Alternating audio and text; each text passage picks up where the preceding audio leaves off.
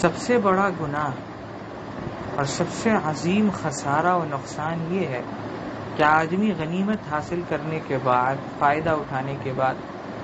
دوبارہ نقصان اٹھانے والا ہو جائے، اور جن کمائیوں کو اللہ تبارک و تعالیٰ نے اس ماہ کریم میں اس کے لیے آسان کیا تھا، اس کو وہ دوبارہ چھوڑ دے اور خیر بات کر دے اور اس سے الگ ہو جائے، اور اللہ کی طرف رجوع کرنے کے بعد دوبارہ پیٹ پھیر لے، بھلائیوں میں منافست اور مسابقت کرنے کے بعد دوبارہ اس کو خیر بات کہہ دے، مساجد کو تلاوت اور اللہ تبارک و تعالیٰ کی طاعات سے آباد کرنے کے بعد دوبارہ ان سے منہ پھیر لے۔ یہ سب باتیں اس بات پر دلالت کرتی ہیں کہ دل مکمل طور پر ایمان کی وجہ سے زندہ نہیں ہوئے اور قرآن کا نور اسے حاصل نہیں ہوا،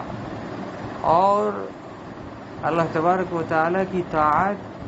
اور اس سے مناجات کا ذوق اسے نصیب نہیں ہوا، اور اس لیے بھی کہ ایمان نفوس میں کمزور پڑتا رہتا ہے، اللہ تبارک و تعالی سے ہونے والا رشتہ وہ بھی ٹھپ پڑتے رہتا ہے، کمزور ہوتے رہتا ہے۔ چنانچہ شاعر کہتا ہے